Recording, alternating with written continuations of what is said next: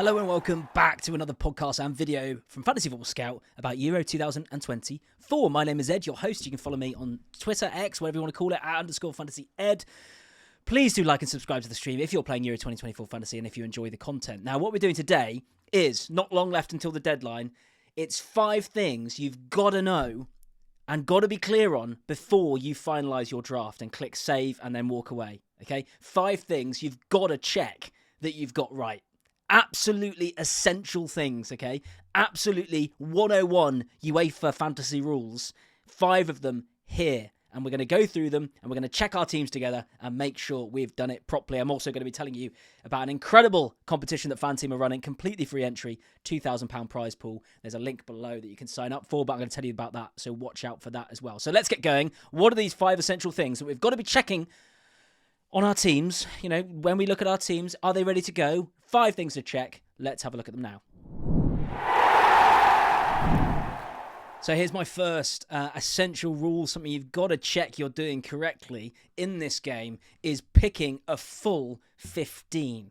Now, what do I mean by that? You're thinking, hang on, all squads are 15. You've got to pick 15 to play, to submit. Yes, but this game is not like other fantasy games, like FANTEAM, like FPL. In FANTEAM and FPL and other games, you've got a bench that's there for emergencies. If a player doesn't start, someone from the bench will come on. Or if a player doesn't get any minutes, is injured, you know, suddenly Harry Kane's in your team, he's injured and doesn't play, it's after the deadline, okay, he's not going to play, but so the first player on your bench will come in and you'll get those points, right? So there for emergencies. In this game, that is not the case. We want 15 good, starting, quality players who could score points in our squads, because the best match day is when you've got the 11 who scored the most points on the pitch and the 4 that scored the least points off the pitch. Okay, so picking, and we'll talk about that. That's another rule in a minute, by the way, how we do that, how we manage that and negotiate that throughout the match day. But picking a full 15 is absolutely key. Now, this is why everyone is banging on about players like Mittelstadt, 4 million Germany left back, who's going to be starting for them, it seems. You can see if you're watching on YouTube, that's the picture on the screen, Mittelstadt, right? Why is he so important? Because he frees up funds to make sure that we are spreading it and getting a full 15 of good players. What you don't want to do is spend all your money on 11 really good starting players and then not have, you know, have a bunch of players on the bench who are really cheap but they're not going to play. Mittelstadt, that's why he's a gem, because he's really cheap and he's going to play. He could still score points. If they get a clean sheet, he's still going to get points. So absolutely crucial. Make sure you pick a full 15, and every single one, you want to see how every single one can get you points. So go through your team. Do this. It's a little exercise and think each one, every single one, each of the 15, can they score points? And if the answer is yes, then great. Could you imagine them scoring points? Are they going to be starting? I suppose those are the 2 questions. Are they starting? Yes, great. Can they score points? Yes, great. Okay. So rule 1, pick a full 15. Rule 2 is make sure you play your captaincy chip every day. Or rather, make sure you have the potential to play your captaincy chip every single day. So in this game, as we know, again, you might be new here, you might be new to the game, so let me just tell you. In match day 1, you have 5 chances to hit a captaincy, to move the chip, and to get maximum points and double someone's points, right? Because there's 5 physical days in the match day. There's the Friday, the Saturday, Sunday, Monday, and Tuesday. On the Friday, it's only Germany versus Scotland. All the other days, I think, have 3 games. Now, what do I mean by this? So, if you have your team and you're looking at it and you don't have any players from Germany or Scotland for that first day on the Friday, you are missing out. You are not playing effectively, efficiently. Because on that first day, gotta have just have one player, even if it's just Mittelstadt, and put your captaincy chip on him. Because if he doesn't score very many points, you can take it off him and put it on someone else for the next day. If they don't take it off him, put it on someone for the Sunday. If not, take it off them, put it on someone for the Monday, all the way to Tuesday. And on Tuesday, you've got Portugal playing. So, hopefully along there, you get to a point where one of the people you've put it on, has hit enough points for you to go, right, I'm happy, I'll leave it. The stick or twist element ends there, I'm sticking. So the worst teams, and I can always tell people who haven't understood the rules, A, and B, have never played this format, when you see a team, here's my first draft, and the captain is on like Mbappe. And you think, well, if it was a normal fantasy game, great choice. Mbappe's probably going to, do well, you'd think. One of the best player in the world, is he not? One of. But you know that they don't understand that, you can take the risk and put the captaincy on a Scotland or Germany player and then move it. And if you get to Mbappe, you get to Mbappe. But what's the point in not putting it on a player every single day? So look at your team, look at the fixtures. And on the UEFA app, you can toggle it by, when you look at your team, you toggle it by fixture date, and you can just make sure you've got someone playing at least just one person, even if it's just one person, on the 14th, the 15th, the 16th, the 17th, and the 18th. And if there's a day missing, go back, change your team, and make sure you get someone in. I mean, to be honest, it's pretty easy this first match day because, on match day 1, you got Germany. You're going to want a German player. Or of course, my hero, Scott McTominay at Scotland. On the second day, who's playing on the second day? Oh, gosh, I should have actually looked before I did this. I can't remember, but there'll be a good team. I think Spain and Italy, maybe. Is that right? I think Spain and Italy are playing, Croatia. On the Sunday, England are playing, right? On the Monday, France are playing, so you can get Mbappe. And on the Tuesday, Portugal are playing, so you can get Ronaldo or Bruno Fernandes or Cancelo or whatever. So, captain every day, make sure you can do that. That is the second rule. And you are going to be kicking yourself if you confirm on your team, deadline passes, you think this is great, and then you go, oh, hang on, you get to the next day and you've got no one to put it on. It will be really annoying for you. Won't be for me, because I'm going to have done these 5 things right before the deadline. I'm going to check that I tick every single one of these rules. The next rule, other than that, is your bench order is absolutely critical. Sorry, let me rephrase that. Who is on your bench at what time is critical, not the actual order of the players, okay? And here's why. It harks back to that first rule of picking a full 15. We want to utilise and maximise all of our players and get the most out of them, okay? Now, again, another way I can tell someone who's never played this game and doesn't understand the rules is when they've just put their best 11 on the pitch and the players that they don't think are as good and sort of their backups on the bench. That's not how you set this up, this game. You want to put the players who are playing last on the bench. So, for example, if you've got Portuguese players and they're on the pitch currently in your draft, get them on the bench because they play on the last day, the 18th. So I hope you're starting to see where I'm going with this. If you put, Bruno Fernandes and Cancelo on the pitch and you put Gundogan, you think Gundogan, he might not score. Or Mittelstadt, he's only a 4 million defender. You put him on the bench, you're doing it wrong because their game's first. And you can always take them out if they don't score points. So if you leave Mittelstadt on the bench, for example, thinking he's only 4 million defender, and then game 1 goes by, you can't then bring him on for, say he scores or gets a clean sheet, or even if he just gets 2 points. You cannot bring anyone on once they've played. So get them on the pitch. When Mittelstadt doesn't score any points, or if Mittelstadt doesn't score any points, you leave it, wait till the last day when you've got 3 Portuguese players, and you go, do you know what? Right, I'm going to bring these 3 Portuguese players on for the lowest scoring players. So Mittelstadt only got 1, I'll take him off. Scott McTominay only got 1, I'll take him off. And, I don't know, Harry Kane blanked and he's only got 1 point, I'll take him off. And on come Ronaldo, Bruno Fernandes and Cancelo. There's an example, right? So that's the most efficient way of doing it. Again, it is so obvious when people post their first drafts and you can see, Harry Kane on the bench when he plays on the Sunday. I mean, he could technically be because you could still bring him on, but you know what I mean? Or you see all the triple Germany on the bench and you think, what are you doing? You don't understand how they play the game. So make sure, again, go and look at your teams, click it, toggle it by date, and if you've got players on your bench who are playing before people you've got on the pitch, swap it around. Get whoever's your latest players, get them on the bench. And that might mean you have to leave on Bruno Fernandes because you've already got 4 players playing on the 18th. Fine. I mean, that's not ideal for other reasons we'll go through in a minute. But fine, as long as you've got players coming off the bench on that last day to come on for others. And you don't want to waste any players' potential. You don't want to have the situation where you've got anyone on your bench who plays while they're on your bench. That is 101 error in this game. So make sure you don't do that. We're going to take a quick break. I'm going to tell you about a free competition where you could win £2,000 absolutely free by FANTEAM. So let's go and have a look at the Fantasy Football Scout team on that. Yeah, so just to reiterate, if you haven't seen it in any of our other videos so far, we are being sponsored by FANTEAM, and they're doing something incredible this summer. For anyone who wants to join who's over 18, there's a free tournament, completely free. All you need is a FANTEAM account. You don't need to deposit any money or anything like that. There's a free entry tournament for their fantasy game for the Euros. You can see first prize is £500. There's a £2,000 prize pool. In fact, Up to 160 places are paid.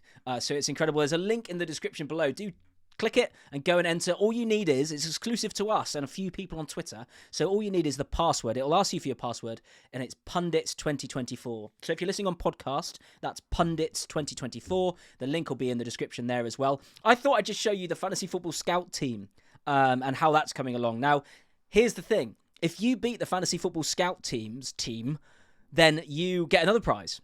Every single user who does that, and you'll be able to see it in the league, because it'll be called FFScout team, and there'll be a little marker. Everyone who does that is going to get a free month's premium subscription at Fantasy Football Scout. So that's not bad, is it? There's already about 700 people in the league, and it's growing massively as the week goes on. Make sure you enter. Let's have a look at the FFScout team. So I haven't seen this yet. It's been sent to me. I'm not running this team. It is the team in the background kind of coming together and running this. And let's go through it. I'll read it out for those listening on podcast. It's Pickford in goal, Matvienko, Van Dijk and Guehi at the back, Gundogan, Fernandes, Szoboszlai, McTominay in midfield, Lukaku, Mbappe and Kane up front. And then the bench, Marmashvili, the Georgian keeper, Brozovic, Croatian guy, Balo, who's Hungarian, I think, and Baliu, who's Albanian, I think. So let's just talk about this, because it kind of harks back to what I was saying about the UEFA game, doesn't it? This game, FANTEAM, is like FPL in that your bench is for emergencies. So it looks like the scout team have basically spent as little money on the bench as possible, but got playing players. I think all those are expected to start. Marmashvili, who's the Valencia keeper, and he's the Georgian keeper. He's £40-50 million keeper, very highly rated. He's definitely going to start for them. I doubt they're going to keep many clean sheets, though, so that's an interesting pick. Brozovic is probably going to start for Croatia. Balo is probably going to start for Hungary. And Baliu is probably going to start for Albania. So you don't expect much from them, but they're there in emergencies. Now let's look at the starting team. Pickford in goal, $6 million in this game, priced a bit more accurately than the UEFA game. The UEFA game is priced in, for some bizarre reason, the favourites keeper is $5 million. Don't know why, but in this game, they know their stuff. $6 million, right? So a bit harder to get him, but he's in, it looks like. Matvienko. Now, Matvienko plays for Romania. He's a 4.5 million defender on this. And he plays for Ukraine, but they're playing Romania is the point. And Romania aren't very good at scoring, I don't think. I think their last two friendlies have been pretty against Bulgaria, I think one of them, and someone else, can't remember, but they haven't scored. Ukraine got a good chance of keeping a clean sheet. I've actually seen quite a few drafts with double Ukrainian defence in FANTEAM. But look, the scout team's gone for Matvienko. I don't know why we're telling you what the scout team is, by the way, because you're trying to beat this, so we shouldn't be giving you tips, and you're going to win a month's membership if you do it for free. So, Van Dijk, 5.5 million defender. Pretty good price, actually. He's $6 million in UEFA, and he might be on penalties, says the manager. So, got to consider that. Guehi, obviously, 5.5. Starting, probably, now Maguire is out. He probably is going to be the one starting alongside Stones, so he comes in. And then the midfield, actually, the scout team seems to have picked a quite similar one to me in the Euros game, which is Gundogan, $6 million. He's on pens for Germany. Fernandes, we know what Fernandes does. He's 9.5 on this. 6 goals in qualifying. Incredible for Portugal, and they score lots of goals. Szoboszlai, as I've said numerous times, everything goes through him at Hungary. He's on all set pieces and penalties at $7 million. McTominay, 6.5 million, 7 goals, 1 assist in qualifying, so you can't sniff at that. I know some people laugh at me and go, what, you're picking McTominay? You can't laugh at the stats in qualifying, so let's see what happens. And then that front line is absolutely elite. Lukaku, Mbappe and Kane. Don't need to say much about them. Lukaku, on FANTEAM, by the way, just for those listening on podcast and can't see, is 10 million, Mbappe 11.5 and Kane 11. Lukaku is captain for the scout team currently, it looks like, so that's interesting. I wonder whether that will change, but for now, if you want to create a FANTEAM team yourself, then please do click the link below, as I said. As always, it's 18 plus, and please do gamble responsibly. This is a free game, but it is there is ability to put money on things on there, so we've got to say gamble aware and gamble responsibly and everything. But yeah, please do join the league, see if you can beat the FFScout team, see if you can get into that prize, the top 160 places for a cash prize. It's going to be really, really fun as we follow the scout team and as we follow your teams this summer. Let's go back to the video for the last 2 essential rules on what you need to be looking at for your Euros team as we approach the deadline. Yeah, so back to our last 2 rules. Obviously the last one, bench order. Let's just reiterate what we had so far. Pick a full 15. Make sure every player is a starter. Again, you just saw FANTEAM, didn't you? Their bench is just for emergencies. It's not like that in this game. Second one, captain every day. Make sure you've got the ability to captain someone. Apologies. To captain someone every single day. And then third one is maximising your bench order, maximising your squad, really, by not getting your bench order wrong.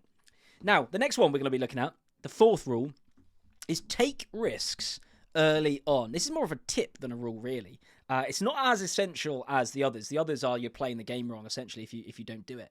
This is just a kind of a key tip for this game format, because it makes sense if you think about it. With this stick or twist element to the game, where you can play a player, and then if they don't do well, take them off for someone who's on your bench, and where you can place a captaincy, and if they don't do well, you can change it.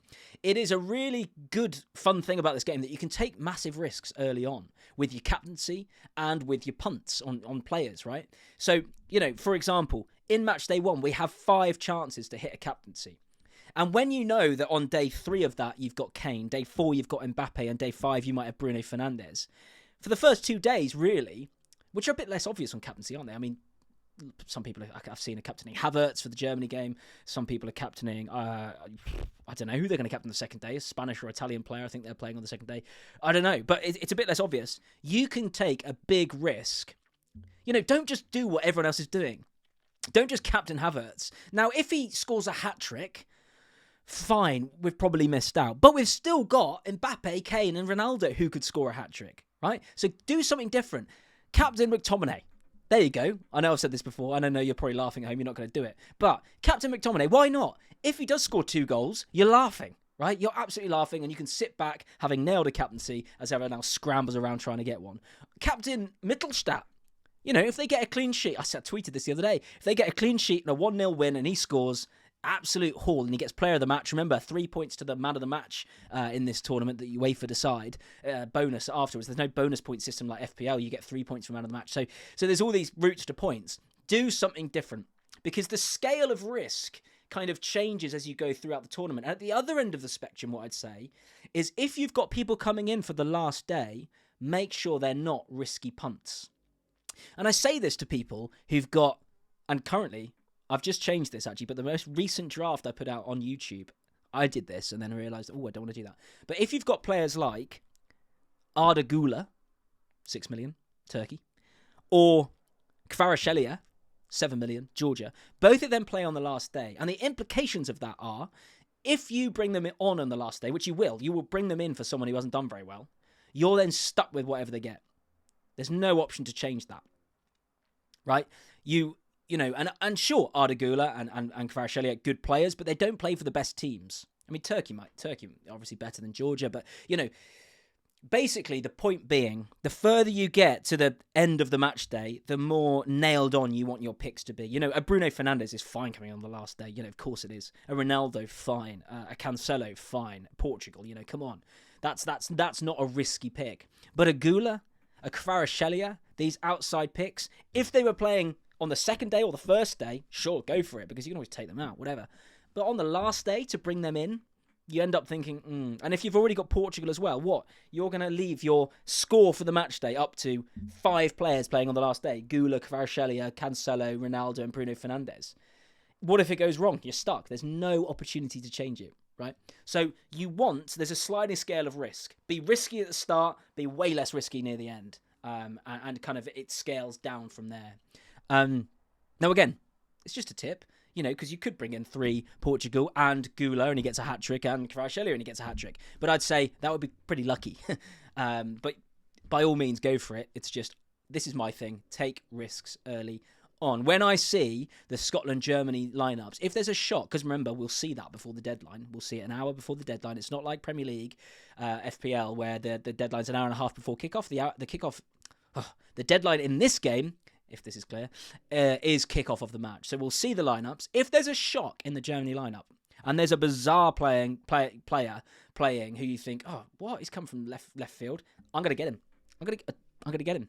I'll get him because not many people will have him, and I'll captain him. And why do I do that? Because it's a big risk, but take your risks early on. And if you nail it, you're laughing and you're flying, right? So that's my fourth one. I hope that made sense. I didn't explain that very clearly. But take risks early on, not towards the end of the match day.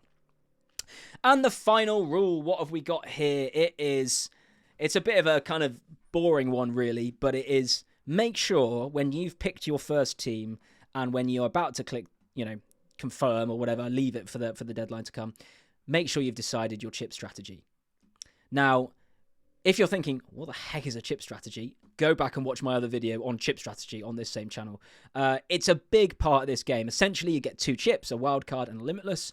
Where you play them defines completely how you're going to pick your opening team. For example, if you're going to play your wildcard in matchday 2 and your limitless in matchday 3, then you only need to be looking at the first game when picking your team.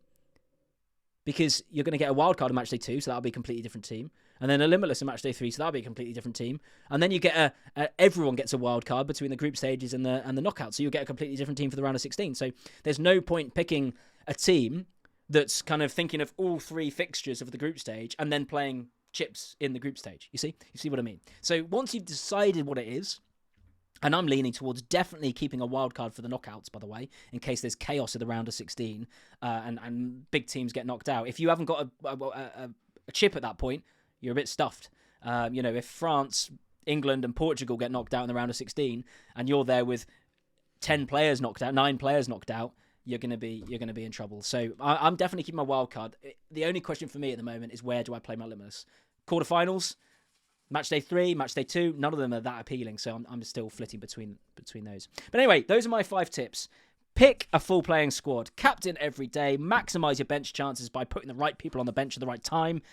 Risk early on, don't risk later on, and decide your chip strategy before you pick your team. Good luck, everyone. Not long to go now. Please do watch my other videos on the channel. Like and subscribe if you've enjoyed this. Comment below with your drafts, and I'll see if I can comment on them. There's quite a lot coming through now, and we'll do our best. But thank you very much. See you on the next video.